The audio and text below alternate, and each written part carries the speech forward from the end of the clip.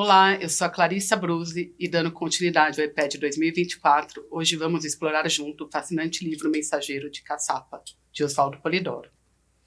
Nosso objetivo aqui é entender as principais mensagens e ensinamentos deste livro, que aborda temas espirituais profundos e universais e convida a todos ao trabalho efetivo rumo à nossa jornada evolutiva.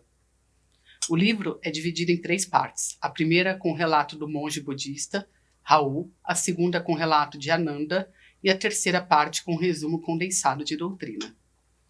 Os 2 primeiros episódios serão sobre o monge budista e o terceiro vamos abordar o relato de Ananda e na última parte abordar os pontos doutrinários chaves discutidos nos relatos.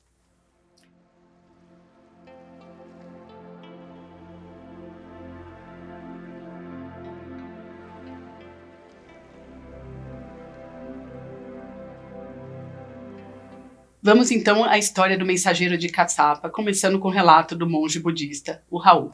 A primeira parte narra a história de um monge budista, que após sua última vida na Índia, no século XVIII, continua sua jornada espiritual quando desencarnado e estando em conjunto com outros monges budistas desencarnados, restrito ao ambiente de mosteiro, levava a vida tal qual fazia antes de desencarnar, ou seja, tentando atingir o nirvana, que no budismo significa o estado de libertação atingido pelo ser humano ao percorrer sua busca espiritual.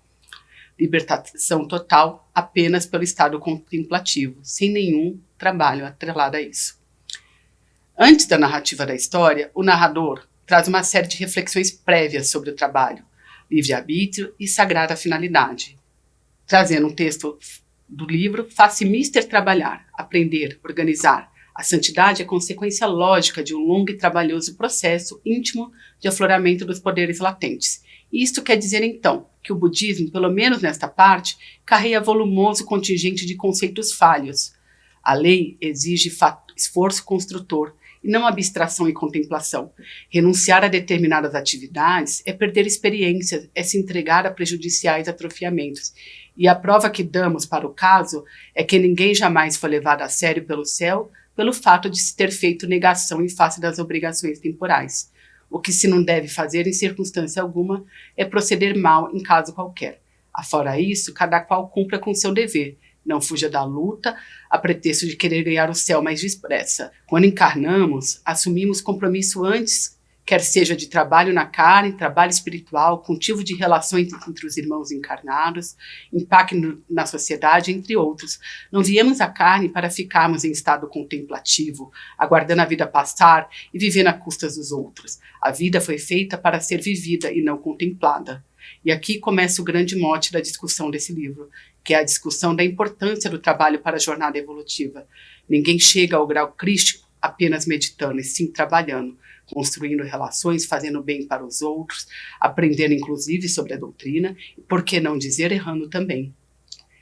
Esse questionamento que movimentou os espíritos no começo do livro, porque enquanto encarnados viveram em contemplação, meditando, buscando ser uno a Deus, e para isso, aproveitando-se dos trabalhos de outros irmãos, pedindo esmolas para manter esse tipo de vida, e de que valeu isso quando desencarnaram? Não atingiram nirvana, não se fundiram a Deus e continuavam com a mesma vida que tinham ao estar encarnados. Nisto é que há necessidade de muita atenção, saber como usar tão responsável instrumento, elemento de tamanha magnitude, através do qual tanto se pode construir o céu como se pode chafurdar nos tredos abismos. Quem meter o livre-arbítrio a funcionar no rumo da lei, muito bem, esse terá encontrado o caminho certo e a estrada límpida. Mas aquele que fizer em si, através das obras, serviço de contradição, esse terá que se entender com os rigores da judicatura básica. Tudo poderá ser esquecido, menos a vigência da lei no plano das obras em geral. Nunca cessará a vida espiritual e jamais deixará de ser presente a lei, julgar certo ou errado, bom ou ruim, bem ou mal. Antes de agir, tal é a máxima obrigação da criatura que atingiu o grau de consciência individual. Em última hipótese, deve compreender que será sempre juiz em causa própria, que jamais poderá se furtar a responsabilidade do ato praticado, bom ou ruim, a fim de ser recompensado. Ora, o livre-arbítrio traz a responsabilidade perante a justiça divina, e ela é íntima, não cabe a um terceiro julgar o que fazemos, e sim a nós mesmos.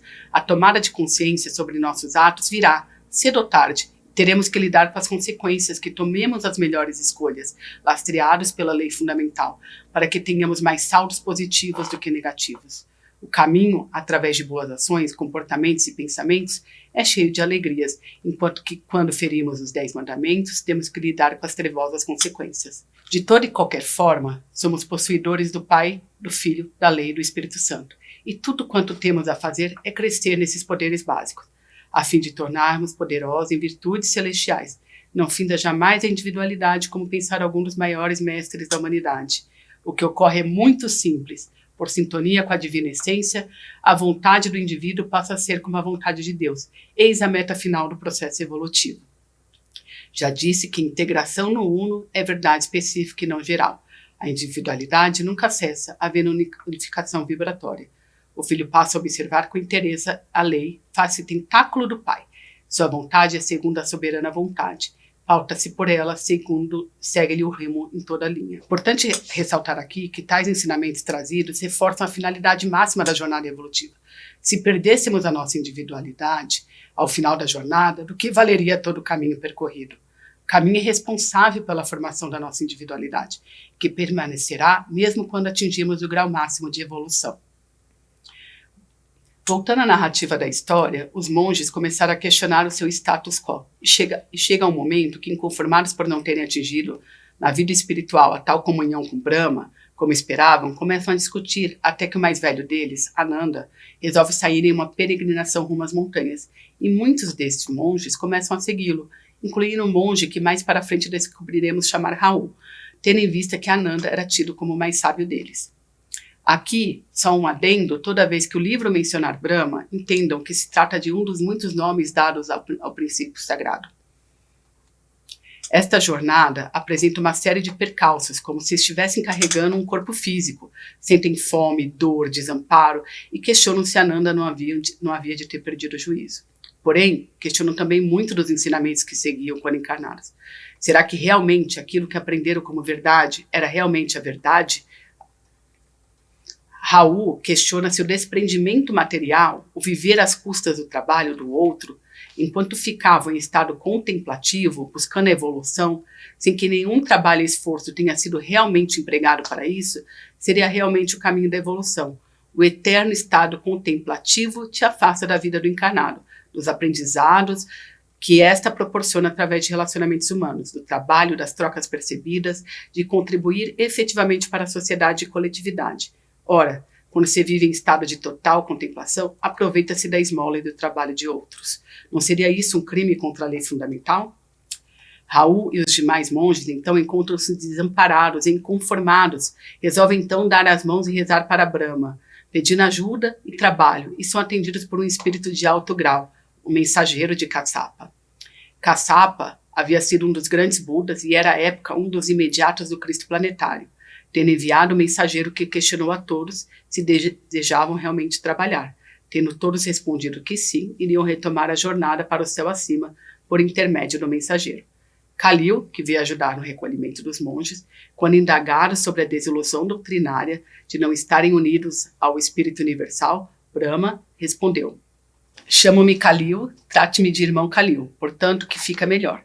E agora responda-me, que espécie de justiça seria divina se o reino de Brahma fosse integralmente acessível aos indolentes e comodistas?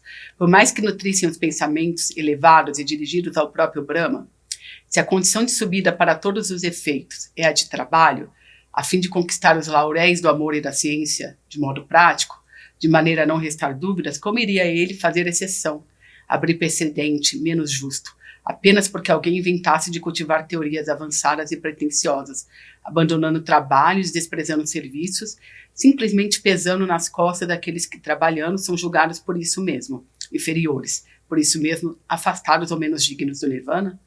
Se a medida ideal é o mapa de trabalhos, de esforços e realizações dos mais variantes matizes de construtividade, por que deveriam outros ser menos obrigados pelo fato puro e simples de se julgarem preferidos, apenas por se tomarem de certas convicções a respeito da verdade? Entretanto, Raul, preocupado com os que haviam ficado para trás, questionou o que seriam deles e ofereceu para esperá-los. O mensageiro de Kassapa disse que retornaria para buscar Raul e os outros que estavam por chegar. E no próximo episódio, vamos abordar um pouco mais sobre o trabalho realizado nos planos espirituais por Raul. Se você gostou, curte esse vídeo, ative o sininho para o próximo episódio, siga o nosso site Conhecer para Transformar, onde o nosso livro está disponível, e aguardo vocês para o próximo episódio.